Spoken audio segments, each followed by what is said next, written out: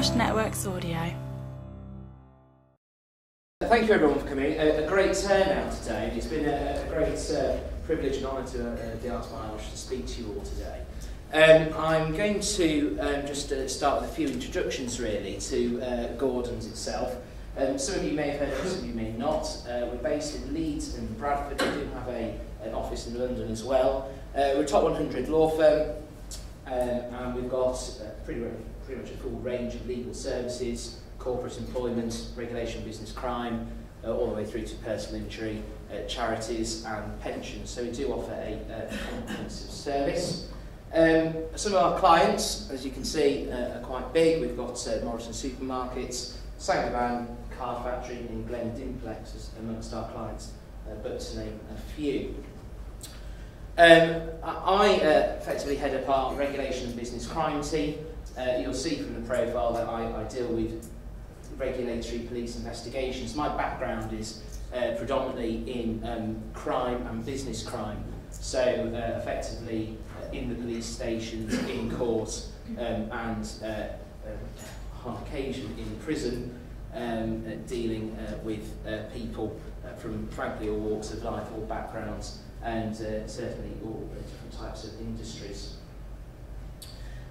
So, kind of, what are we going to cover today? Well, first of all, you can probably tell I'm a bit of a walker, so if you can't hear me, just let me know, and I'll try and speak a bit louder. But what we're going to cover today is quite straightforward, really. This morning, we're going to look at legal privilege, something some of you might know about, something you may not be aware of. And what we're going to do is we're going to look at investigations and prosecutions, and really it's not going to be a legal update. It's not about looking at case laws and picking out what Lord Justice Wolf or whatever said about a case, because I understand you have a legal update later on. What today is about is looking at some of the cases that I've dealt with over the years and the lessons that my clients have learned from that, and where they went wrong, how they could have improved, how situations could have changed, and also how we've actually managed the investigation from either day one or as soon as I've been instructed. I really hope today that you get a feel for where we come from in defence solicitors, because a lot of you guys will be involved in compliance. You'll see it from doing risk assessments, you'll see it from being proactive in training and things like that. Where we're coming from today is looking at something that's gone wrong, you've had an accident, what happens now? And effectively, how do we, for want of a better phrase, avoid a prosecution? Now, acutely aware that there's a police officer in the room, so apologies in advance. I don't know where you are, and I'm sure we'll catch up later. Hopefully not on the M62 on the way home. But there we go. Alright, so we're going to then have a break, and then we're going to get on with caution interviews, and really that is going to be the most interactive part. I want to turn you all into defence solicitors, to be on your tables thinking about the information that we get, when we get it, how we get it, and how we're going to work with, in this case, the police, to try and figure out with our client how we're going to progress a caution interview forward in a sensible way. So we're going to start with legal privilege. Now, rather than me sort of just babble on for about 10 minutes about privilege, the easiest way to deal with it is really just to do a quick case study. So what we're going to do is we're going to say that an accident has occurred on site, serious or fatal. It's a large organisation, let's say a construction firm, or I don't know, docks, maybe something like that. So it's a heavy industry, big organisation, say 300 or 400 employees, and they have their own health and safety team.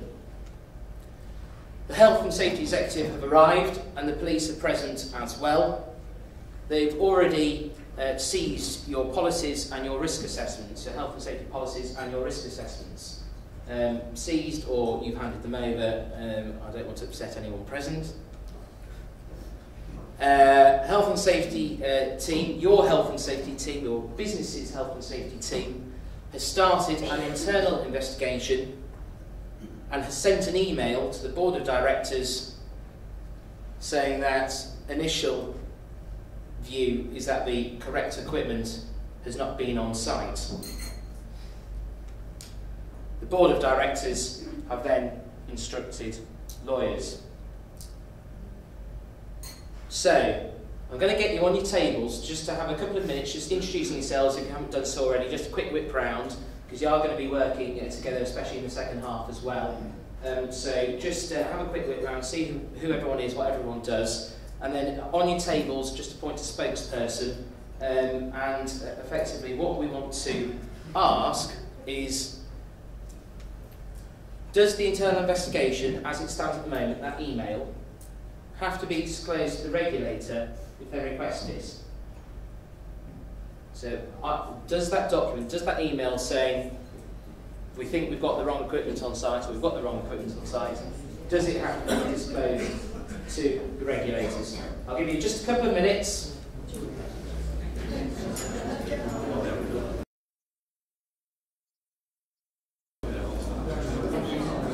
Okay, so I'm just going to bring it back to the tables then. So I hope you've all had enough time just to quickly introduce yourselves and do your elevator pitch and just quickly come to a table decision. Options for voting now. Yes, no, it depends. Any lawyer would put that on. So table one. We actually Can't agree. Oh, dissent and a defence already. Table two. It's disclosable. Disclosable. 50-50 split Between yes and no, but at that stage we don't believe it has legal privilege, and but if it's requested, it should be. Yeah. Okay. Where it depends, based on the same reasons previous. Okay. Between yes and no, so sort of table half and half. It depends table. Table requested. Yes. Yes. We've not got legal privilege at that point. Not got legal privilege. What do you think? We thought yes, we would. Have to disclose it. Yeah. Okay. We say yes, it does depend on where within the process you are. Okay, interesting answer. Yes, if they request it. Yes, if they request. I think we're in it depends. It depends. Section 20 would take it. You're sorry.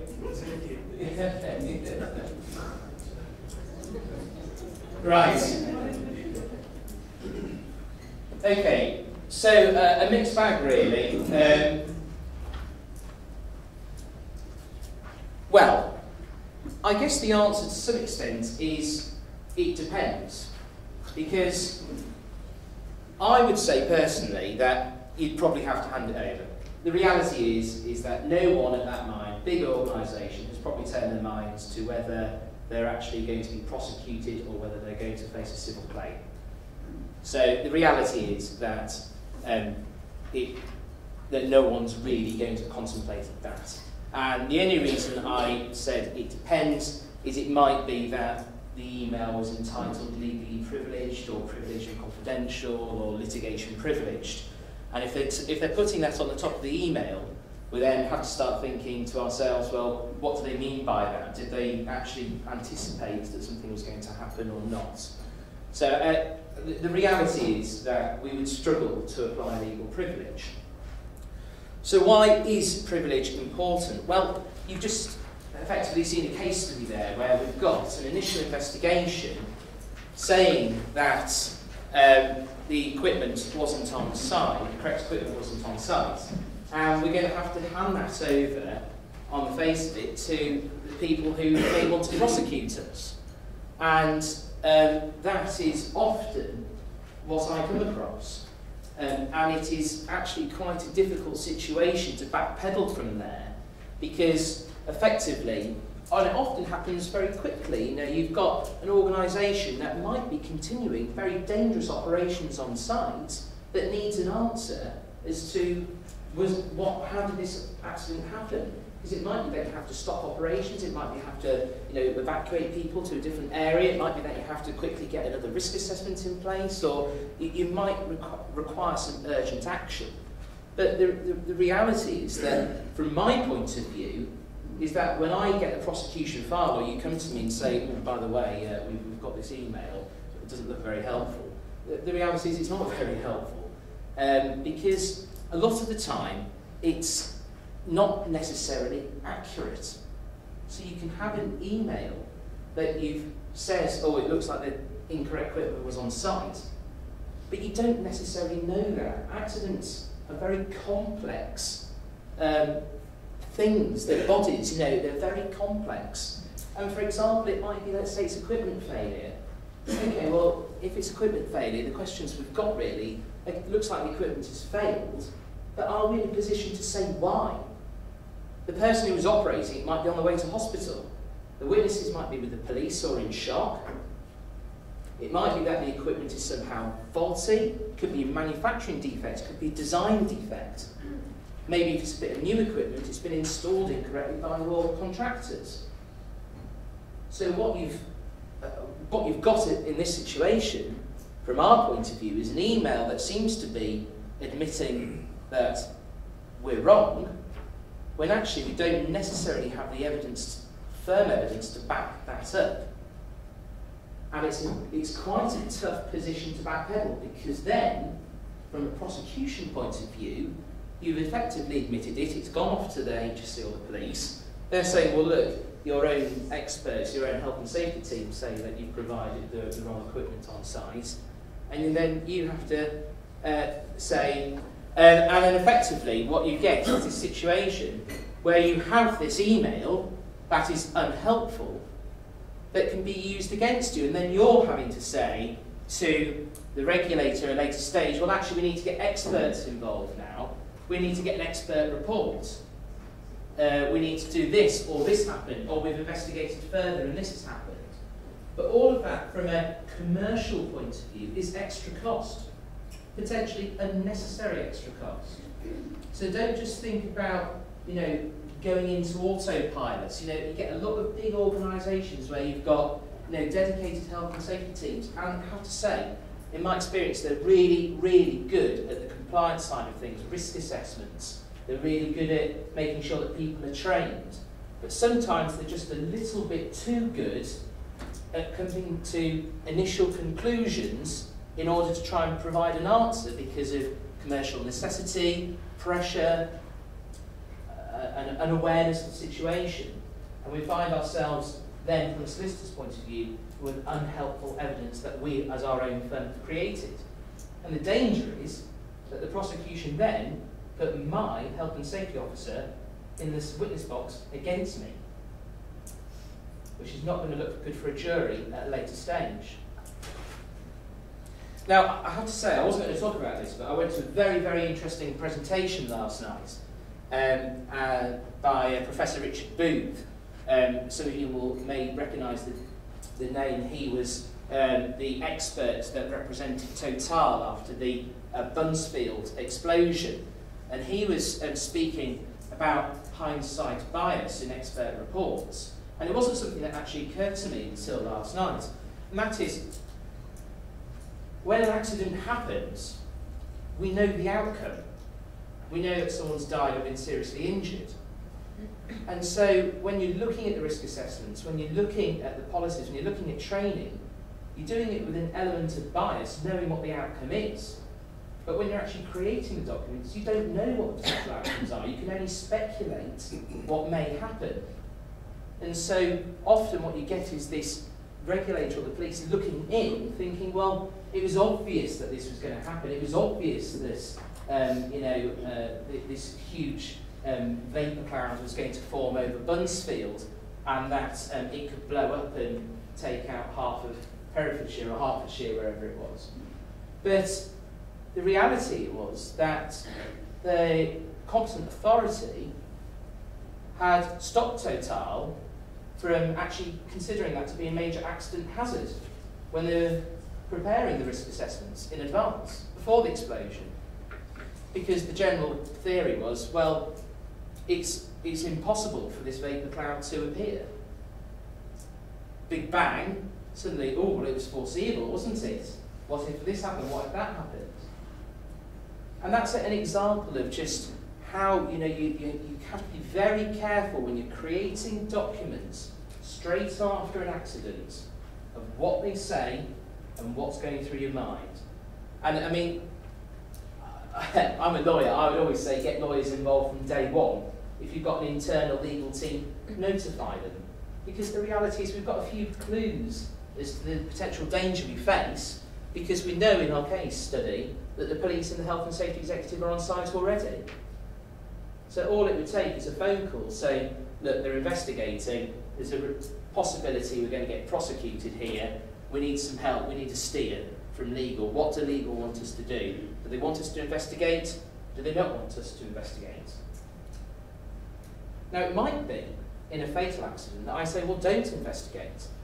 Let's just let the regulators do their job for the moment and we'll just pause.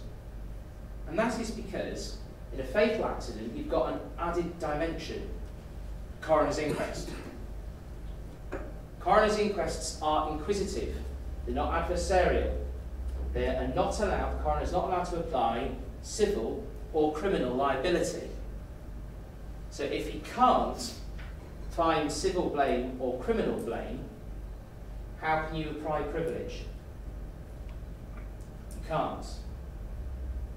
So you have to bear in mind in the case of a fatal accident, although you have a duty to investigate, you have a duty to obviously make sure it doesn't happen again and cooperate with the regulations, police as best as you can. Just there in the back of your mind that although it might fit under privilege insofar as someone suing you or someone prosecuting you, that a coroner won't see that. He'll say that document's helpful in establishing how this person died. Can I have it, please?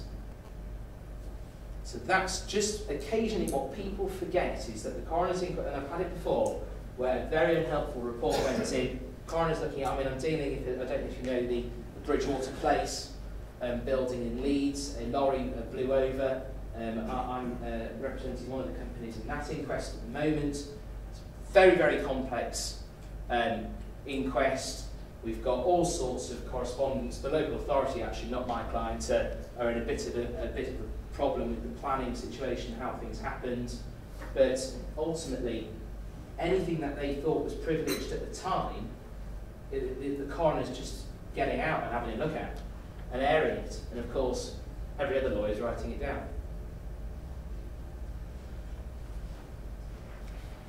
So in order to just think about a couple of offences, and it's pointless me talking about someone getting a paper cut and then it got infected and the finger fell off. You know, that happens, you know, not regularly, I hope, but you know, that's just a run-of-the-mill industrial accident. It can happen in an office, it can happen, you know, on a ferry or wherever, an oil terminal. We're going to look today really at the most serious aspects, because if we can look at the serious aspects, then you can just apply the lessons learned and take it down the chain to what's appropriate. So I don't wish to sound like the bringer of death, but we will be focusing in on those type of offences today. Corporate manslaughter, quick recap then. What is it? Well, rough and ready, company has been negligent and caused death. Who is prosecuted? Company, organisation, charity? Penalties. Well, a fine, because it's a company, and the company is prosecuted.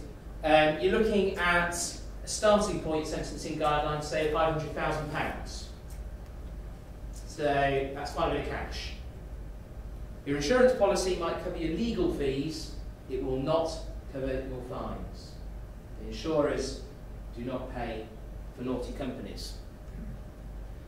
Recent cases. Well, when corporate manslaughter came out, everyone got really excited about it.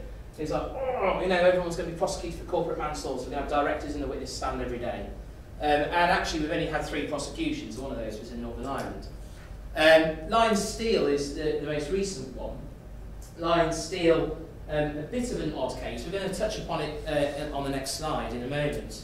But ultimately, they were fined £480,000 with prosecution costs of £84,000. And that was after a guilty plea. So they were given credit, third half, debatable, for their early guilty plea. They looked at the turnover and they said, that's wonderful, sentencing guidelines say we need to start at £500,000, we'll give you a bit of discount for your early guilty plea. And by the way, the prosecution want their costs. £84,000 in prosecution costs. Prosecutors work at a different hourly rate to private lawyers. So Lion Steel, insurers, I would imagine in this case, probably had their own bill of, I would say, easily 200, 250. So a lot of money involved, a lot of zeros involved. What can we expect going forward? Well, corporate manslaughter is a bit like the Bribery Act. You know, when the Bribery Act came in, everyone started saying, oh God, you know, no, we won't be able to take people to the races anymore, or we won't be able to, you know, give the postman 30 quid because the Royal Mail will take it off him. You know, I think there's this element of uncertainty. You know, it's a really hard case to prove, if you like. It's a very hard offence to prove. Having said that, the last time I spoke with a HSE inspector who was working with on a case being prosecuted by the CPS, they said there was about 50 cases waiting for decisions across the UK. So I think we've got to this point now where it takes quite a long time for legal cases to move. I'm sure a lot of you have been potentially through the process before. It takes a while for the wheels to get turning.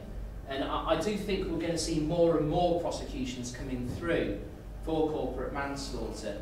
And certainly, every fatal accident I've dealt with, corporate manslaughter has always been on the cards. The police have always turned up and started, well, we'll talk about that later, but they've always started looking at it as being someone has died.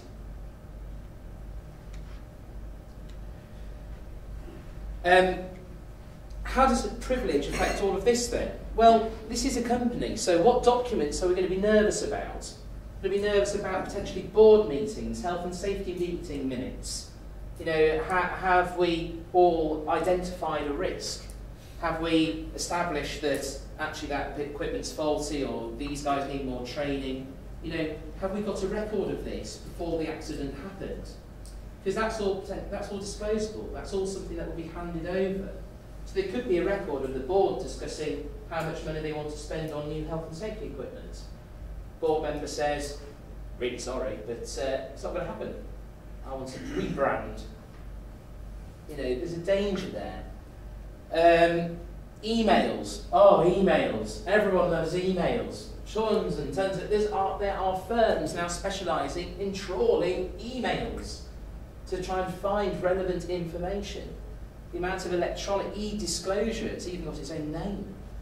It's amazing. And now this added dimension of Twitter and Facebook and social media, people sending messages in different ways. There's so much technology out there. BBMing, iMessaging or whatever it is. You know, all I ever see is just lines and lines and lines from different sources. All of that, if it's before the accident, is disclosable. Because, well, unless you're going to start trying to apply privilege to everything, saying there's a possibility that this could happen, which I think is a pretty weak argument. Gross negligence manslaughter, this is the one that always has directors slightly sweaty under the collar. What is it? Well, effectively, it's that you are responsible as an individual. You have been negligent in some way and caused the death. Rough and ready. Who is prosecuted? You, as a person, not the company. We're not talking about, you know, director, managing director of ABC PLC. We're talking about Bob Smith, Mary White. Penalties. It's manslaughter. Manslaughter by gross negligence, really. So it's up to life in prison. Oh, recent cases, so many. And if you think about corporate manslaughter, you know, a great example here, this is a case I'm discreetly involved in. A child was crushed in some gates in Manchester.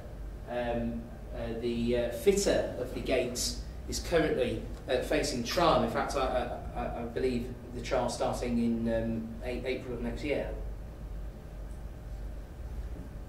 You know, we'll see what happens with that one. Haulage firm. This was very recent. Father and son, double act, got 11 years between them, effectively pressurising their driver into driving very long hours, ignoring tachograph rules. Think how many people in your businesses are drivers, or you know, a lot of you will have people driving around doing long hours. He was exhausted, crashed, he died. They're now serving 11 years for his death together. This was, the next case, a very good example of how risk assessments can really come back, and emails and documents can come back to really, really hurt you. This was a chap, a director, a retaining wall was built. Behind it was lots of soil.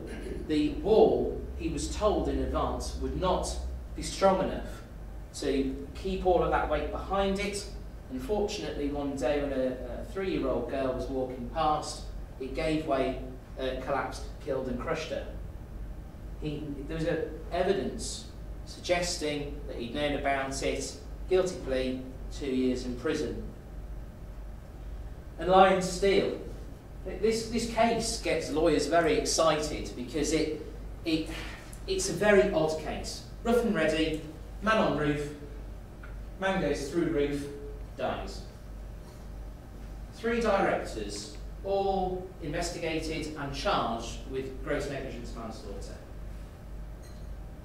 Company charged with corporate manslaughter. During the trial for gross negligence manslaughter, the two elements were separated. For the gross negligence manslaughter trial, 2 of the directors were effectively acquitted after the prosecution case. The prosecution couldn't prove their guilt. 3rd director sat there looking a bit nervous. You know, oh dear, this doesn't look very good, does it? So, before we know it, 3rd director has no evidence offered against them. Company pleads guilty to corporate manslaughter. Deal to be done? Who knows? Who knows what was said behind the scenes? But a little suspicious in my view, an easy win for all parties. Prosecution don't have to carry on with the gross negligence, he doesn't face prison. Prosecution succeed on the 3rd prosecution of corporate manslaughter. Call me cynic. But why is it important? Conflict. Your directors, a lot of you directors, you are in the most bizarre of positions because you will be not only having to represent your company's interests, you're potentially going to be representing your own as well. And you have duties as a director, you have duties to recognise that you have to act in the company's best interests. Now what might be in the company's best interest may not necessarily be in your best interests. You know, let's not beat around the bush. You know, for a manslaughter investigation, the chances are that you're going to have police parked outside your house doing a search of your property. That'll get the neighbours talking. Same with any sort of office raid. You're going to have police, HSE people, or local authority people, OFT, Office of Fair Trading, any regulator potentially doing an office search. Doesn't look good. Doesn't look good. But as a conflict, as a director, what are you going to be thinking? You're thinking, well, who's being investigated? Is it me? Am I in trouble? Is the company in trouble? As a director, you may not even, of a big company, you may not even know what's happened. It may not have got to you yet. You might have not read that email. So there's an element of the uncertainty. You know, and conflict is a really big thing. It might be that your company's lawyers have to represent the company, and you have to get your own independent legal representation. And that's not unusual. We've got a case at the moment where I represent the company and I've had to send the director to go get independent advice. Now, what a strange position. The same person is providing me with instructions in relation to an offence, but at the same time is providing a different lawyer with instructions regarding his own position. What a bizarre situation.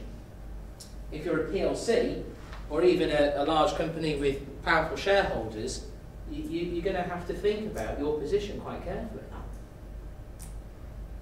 Because if you don't, your shareholders will. So who am I representing?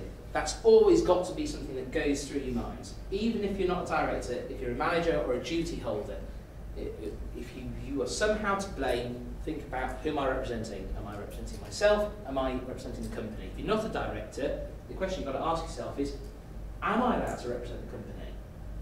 I've got a caution interview on Monday with Ofcom, and it's a complete nightmare, because the person who knows all the answers is not allowed to speak on behalf of the company. So we're trying to jiggle it around in a different way. But it's the most bizarre situation. So potentially I'm going to be sat with the director of the company saying, I don't know, I don't know, I don't know. I can find out. But that doesn't look good, does it? Suddenly the company director doesn't know anything about their own firm. So there is this real conflict situation that happens behind the scenes. And it's amazing how quickly it can spiral, especially after a serious or a fatal accident. So really, now I just want to focus in on the impact that I've certainly seen in the past. Things really to think about, the kind of the practical aspects, if you like, of when something goes wrong. Make sure you have plans in place for dealing with the police or regulators, especially after a fatal accident. With all due respect to the police, they treat it as murder. Someone has died. Even if they don't say the M word, in their mind it's the same. As a criminal solicitor, 4 years ago, I spent 13.5 hours in a police station sat next to a murderer. 2 years later, I'm sat next to a company director. Processes, all the same. Doesn't matter. Someone has died. They want to find out how. What are you going to do as a company after it happens? Employee interviews. You're going to have people, witnesses, people being interviewed by the regulators, by the police. As a company, what's your policy? Are you going to do it straight away? Are you going to say notes of who's been interviewed or who was there? Are you going to send them home? They might be in shock. It could be a family member. Think how many local firms where the whole family works. We've got a lot of, certainly used to, have a lot of caravan industry in Hull. Be aware, it might be a generational thing, it might be the next door neighbour that's just been killed. They might be quite anti the company, might be quite anti you. They're in shock. But you need to find out, if you're going to start progressing your investigation, have you got a plan on how you're going to deal with these employees? Have you got members of your team who are specially trained in conducting interviews? What questions are you going to ask? Are you doing it under privilege? Lots of things to bear in mind. Office rates. The only case that I ever refer to is where everything that could have gone wrong went wrong was in Sheffield, where a toddler fell off a block of flats. There was all sorts of problems with the building, for a start. Frankly, I'm amazed that people are allowed to live in it. But putting that to one side, within 72 hours of the accident happening, the offices were simultaneously raided across the whole of the country by different police forces. Suddenly I get a phone call first thing in the morning saying we've got 4 offices and the police are each and every office all over the country. Whole office, my office, comes to a standstill. Suddenly we're all on the phones getting agents to go into police offices and go and deal with the raids, make sure that any legally privileged information is put into a different bag. You know, are they taking the Blackberries? Are they going to copy the Blackberries? Are they taking the computers? Are they copying the computers? Is anyone taking notes of what they are taking? You know, I mean, for example, let's just say, as bizarre as it sounds, that the police or the regulator comes in, takes all your risk assessments and all your policies, puts them in the back of a van, and then crashes on the way home, or back to the office. Home, office, same thing. And it all blows up. That's all your hard copy's gone. You know, the prosecution has still potentially got a case against you, but what about if you had a risk assessment in there that's your defence? You haven't got a copy of it. You may not know it's even been taken. You might think, oh, I'm sure we did one. Do you remember we discussed it a couple of years ago? And, oh, I'm not sure. You know, it's thinking, how are you going to manage an office raid? You know, who is going to meet the people there? Do you have a telephone tree that says, right, we're being raided, we need so-and-so on site now to manage there, we need so-and-so on there. Have you got allocated people to go with a regulator or with an officer, taking a note of what is being taken, making a note of what is being seized? Are you asking for copies? Are you looking at the documents and saying you can't see that, that's legally privileged? It's got legally privilege at the top, it needs to go in that bag. It goes in a different bag, and then it gets decided at a later stage if it is legal privileged or not.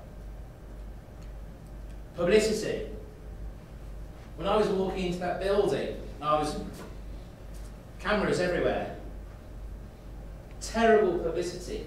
But no one had given it any consideration about how to deal with it. They'd never had a fatal accident before. The board of directors were all over the shop. No one knew who was doing what or who was saying what. Suddenly a statement appeared on the BBC. Well, who did that? Oh, it was so-and-so on the phone. We just said, oh, just get rid of them. What? What are we saying? Someone's just died and we've got a secretary giving a message to the press.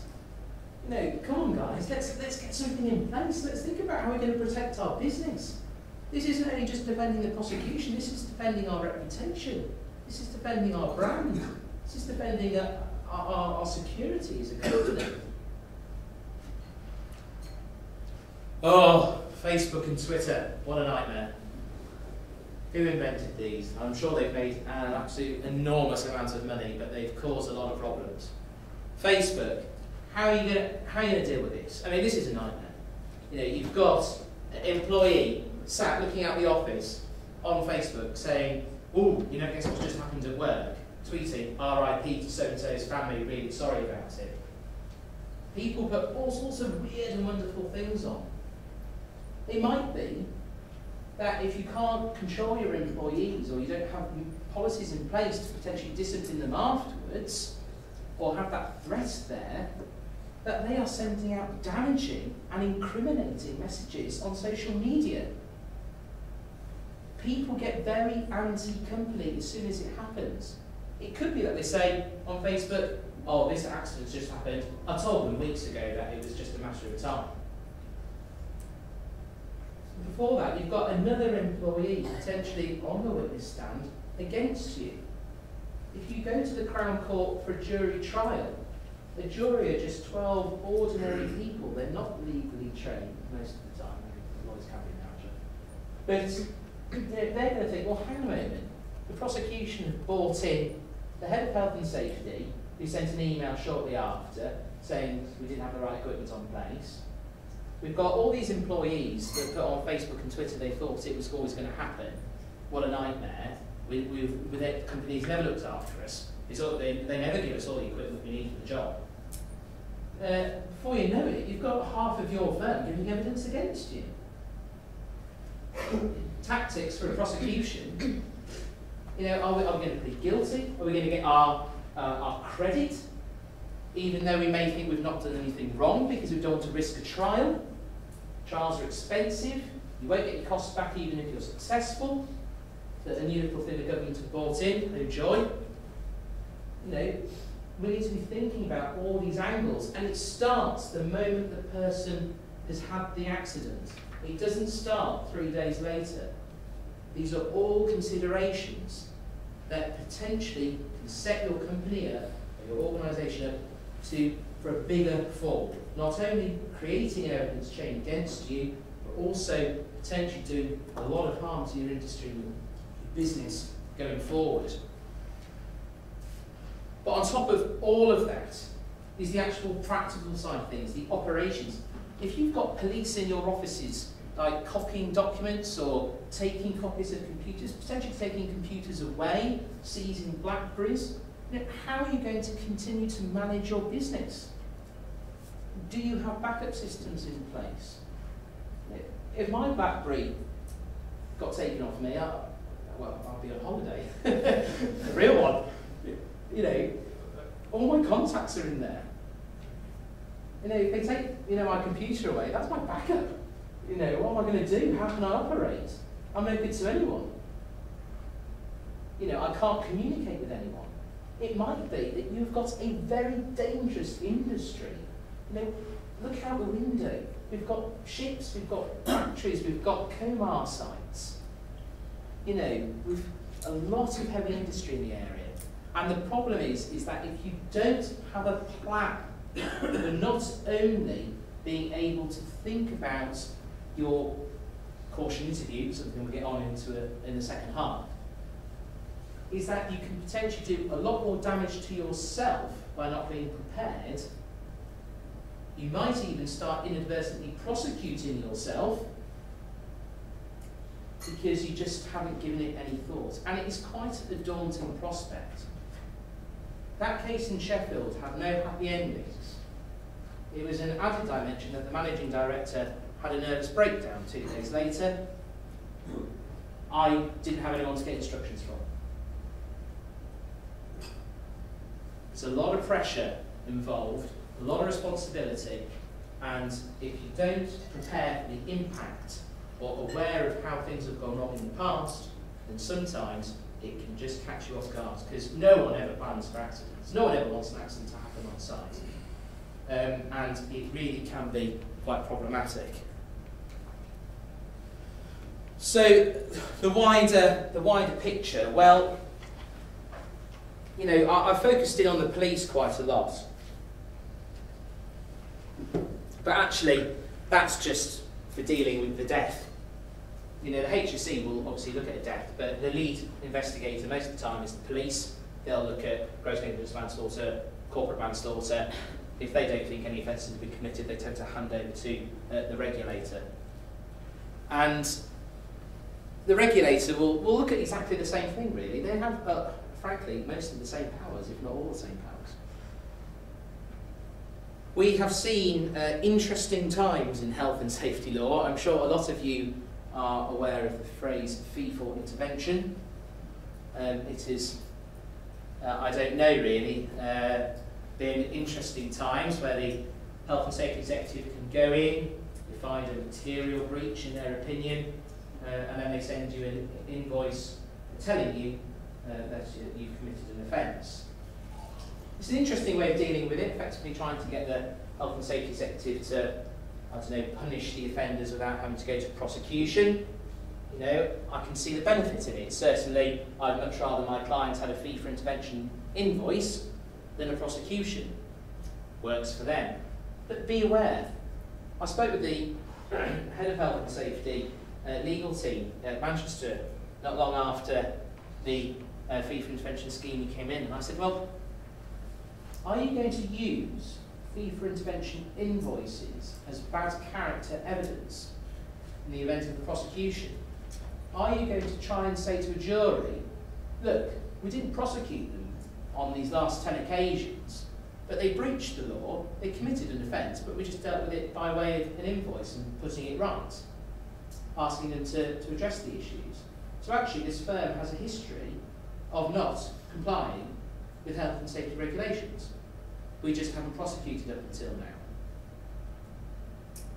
Now, the head of health and safety legal team did his best to assure me that that wasn't the purpose of fee for intervention.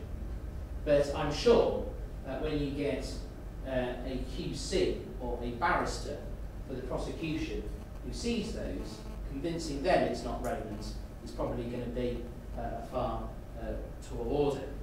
Can I just ask one question? How does it work when, at the moment, the HSC started a current campaign? So the campaign is Legionella. So at the beginning of the year, the companies along the bank were asked to fill in a form to say whether or not they had a calling tower. Now the HSC is sending out letters to say, you filled in a form, you've got a calling tower, and because you've got a calling tower, we've got to investigate. But as part of that investigation, that inspection is coming in under FFI. So they're almost...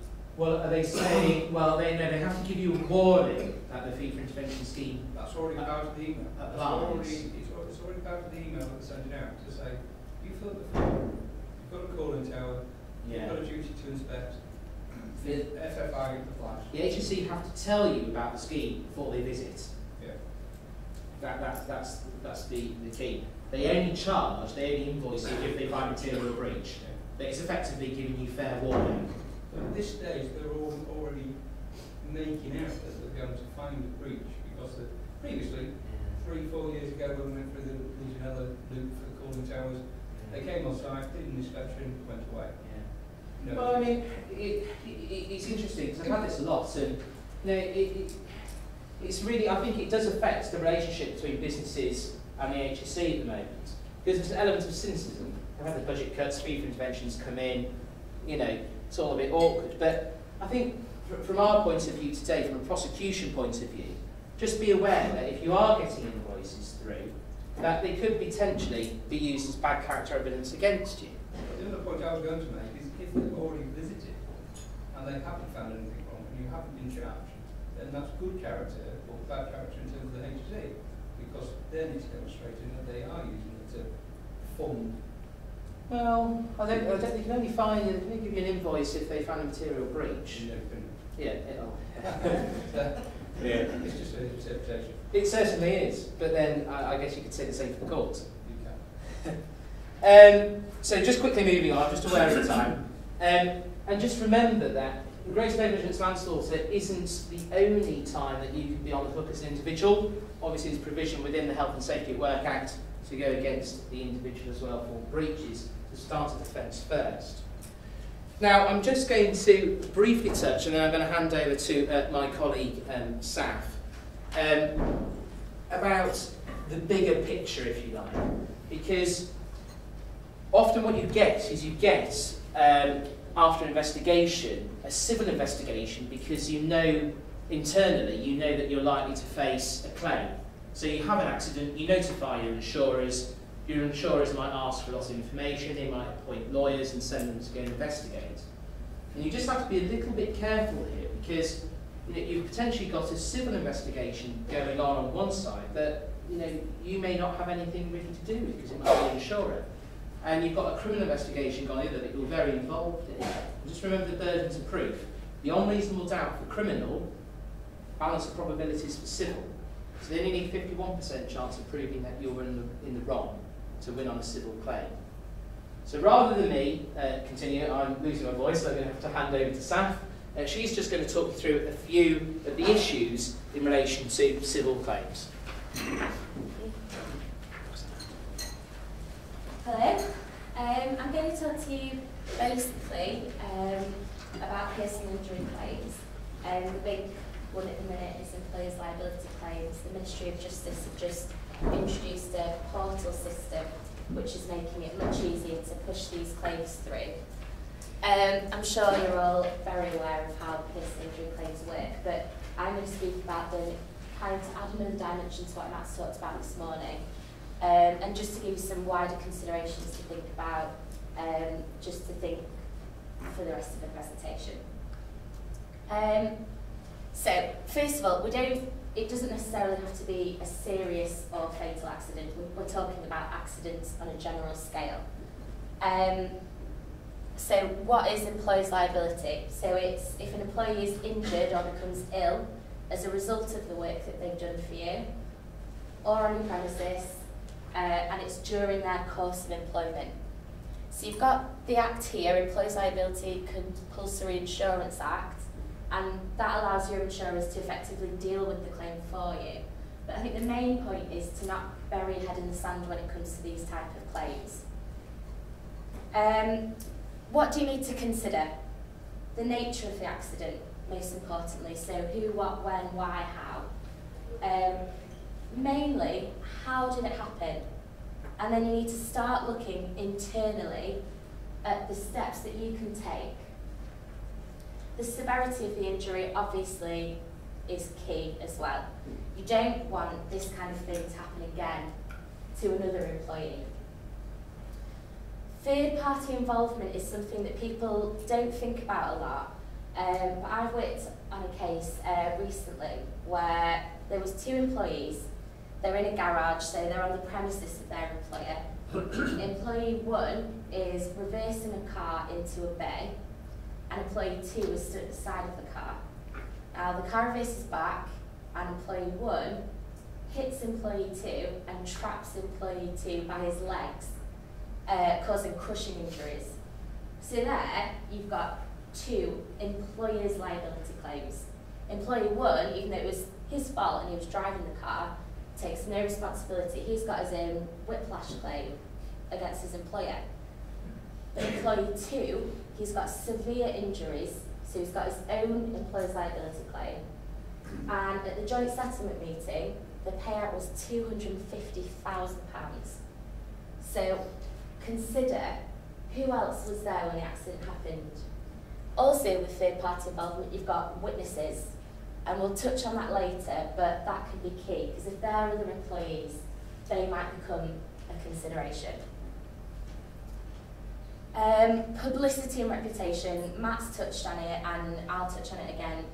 Obviously, PR claims, they happen, and they just become kind of the nature of the world that we live in, unfortunately, blame culture. But you don't want to get a reputation for not looking after your employees. The publicity around can be very damaging. And again, with people tweeting and on Facebook, you just don't want this kind of thing to affect you and your business.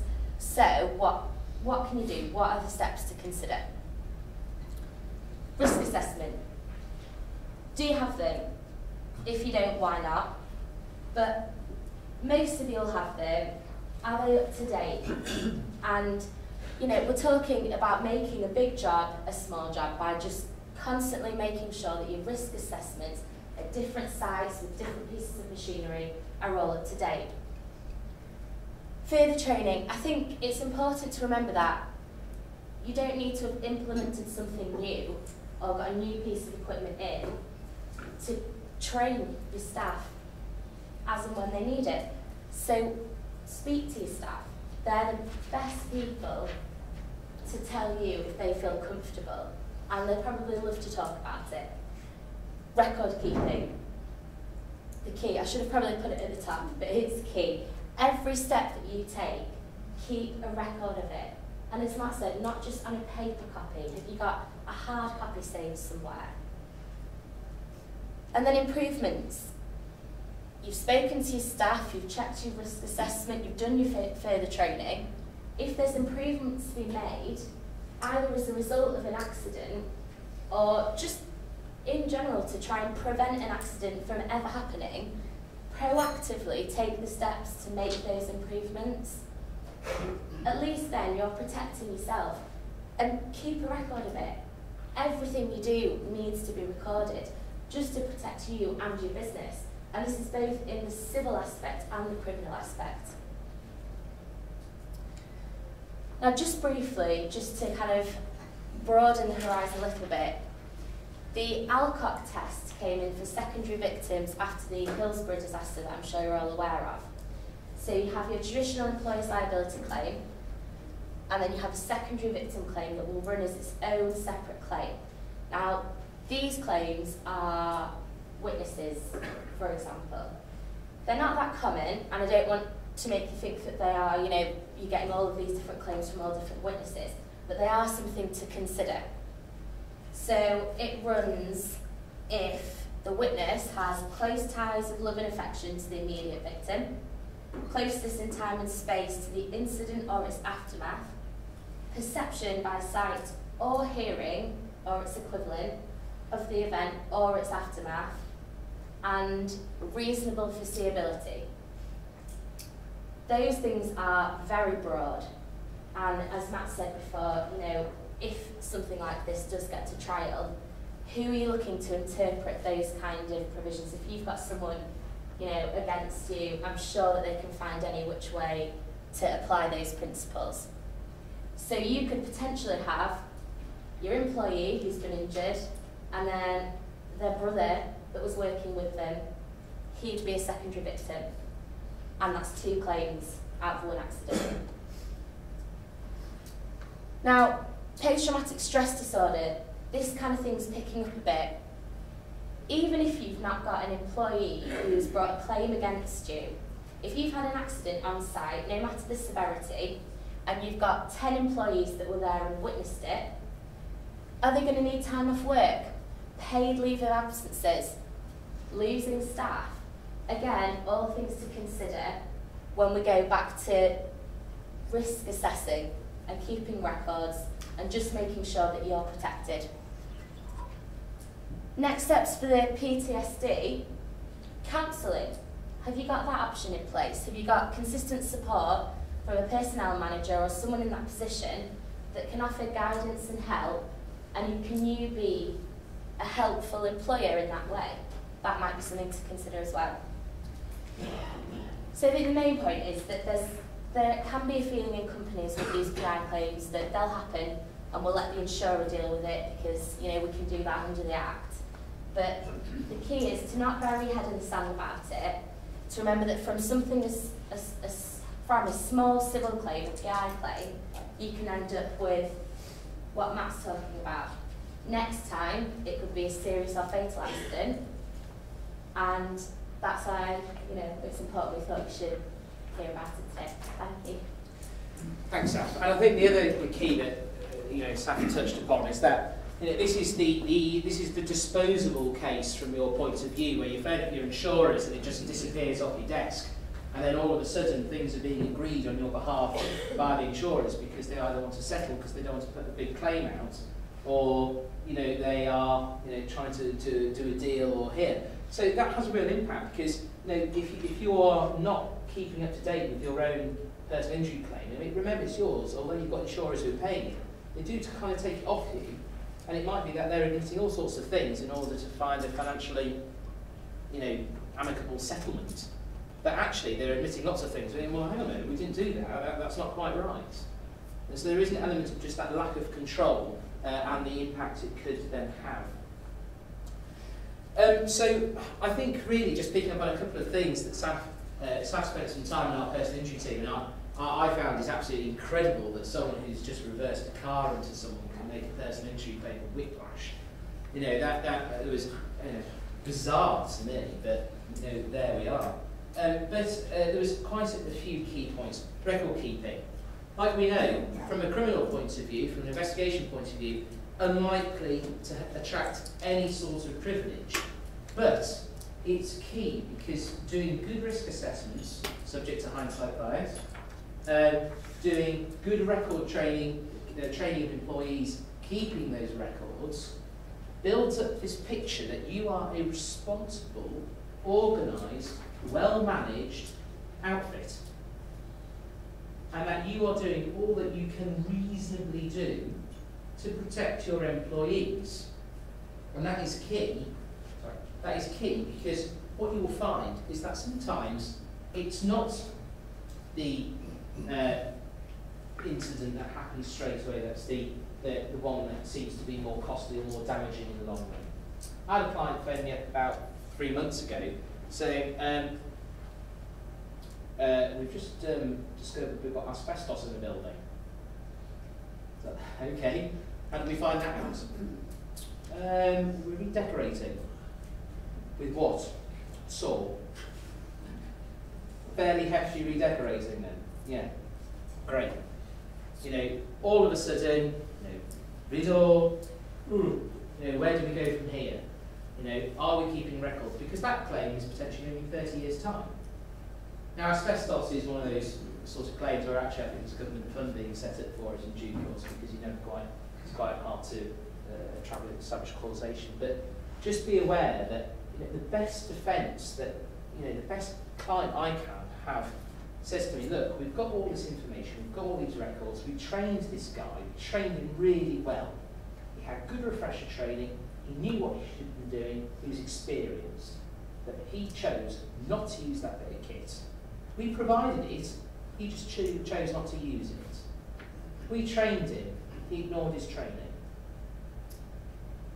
And you know, it is very powerful because it can fend off a prosecution. I dealt with a case just outside Bradford recently, where a bloke lost his eye. A bit of metal shot off and took his eye out. Client not prosecuted because client had done everything that they could have done. They provided him with the safety equipment, he didn't use it. They trained him in the task, he didn't use his training. He ignored further advice and guidance, ignored signs. You know, the firm has covered themselves. After the investigation, HSC tried to say, we found a material breach, we're going to send you an invoice.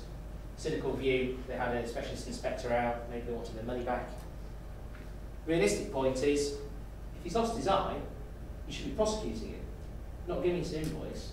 So either there has been a material breach, and why you're prosecuting, or there hasn't been, and you're just trying to pull a fast one. In the end, the invoice mysteriously disappeared, and we all lived happily ever after.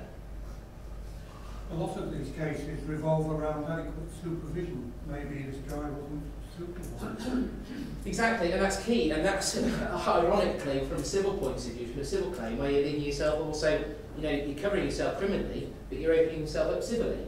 Because you're saying, well, criminally saying, we've got, you know, really good systems in place, we've got a buddy system, tag team system. Civilly, you've got an employee there who's just watched his mate be killed or injured. So, you know, it's you know. Just a quick question on record keeping, on specifically training records. Well, I work for the NHS, and we've got mandatory training. A lot of it is done on e-learning, which overrides itself every 12 months. Right. So historically, we haven't got, or wouldn't have, access to turn and say, yeah, they've done the training every 12 months for the past 18 years. Or we'll turn and say, yes, they've had the training for this financial year or training year as such. How important is it to keep that historical data? Well, I mean, I think historical data is very important personally, because from my point of view, it shows that my clients have been responsible employers providing training for a long period of time. But it can be a double-edged sword, because if you're good at keeping records, but an employee slips through the net and misses training, and then you've got a record that they've not been trained or had refresher training. So, I mean, I have to say that it doesn't matter what system you've got in reality, provided you use it and you use it properly. Because if you're saying that your system works on the assumption that everyone does it, and so you can say to employees started 5 years ago, although it's been overwritten, he's had to do it every 5 years, otherwise it would show that he last completed it in 2010 or something, then fine. But I think there's a real danger with just assuming that people know what they're doing. You know, just a final example. I dealt with a fatal accident, bizarrely, from a church down south last year, and the volunteer got up some ladders and fell off the ladders, very high ceilings, you can imagine. And the volunteer was a health and safety professional, and he had kind of self-appointed himself to look after health and safety. And it was a very odd case because there was he was working by himself on a Friday night. He had a key. He was the only one who had access to the building, apart from 3 people, volunteers, that were talking about pancake party. Couldn't make this stuff up. And they didn't hear him before. They didn't hear anything. They went about locking up the building. Didn't even know he was in the building. Saw the light on in the meeting room, went in, he's there, seriously injured. And he later died. And we got to the point of trying to get the policies together, and it was an A4 document saying, we look after people, basically. It was terrible. The risk assessments were bullet points, saying, yes, we look after people, we look after this, we do that. But they were hopeless. There was no records. If they had staff, they hadn't done any induction, they hadn't trained them. And you can take the approach, well, it's a voluntary organisation. Of course, you know, the reality is that, you know, they're all volunteers, they can't expect people to have to do this. But they had absolutely nothing, and he was a health and safety expert. The church relied on him to do everything. And there was nothing there once he died. Now, fortunately, I like to say because they had a very good lawyer, they only faced enforcement action at the end of it. Amazingly, fatal accident, no risk assessments, no policies in place, no training to staff, working by himself, late at night, at height. You know, it's got prosecution written all over it. But fortunately for the church, there was an element of sympathy with their situation, and so they were told, get your act together. And effectively, you know, that record keeping, it all came to bite us because we all assumed someone was doing something. Aside from what my colleague said, was surely that was an act of God. Just being argumentative, because I have argumentative volunteers. Are they not doing something that is recreational as opposed to being at work? I only throw that in as a... Well, that's a debate in its own right. I guess it really depends on how often they volunteer for you, you know, what they're doing. I'd always err on the side of caution. I mean, this bloke had been involved in the church for 30 years. He was just the handyman. He didn't get paid. He clearly fit into that category. You know, I can see what you're saying.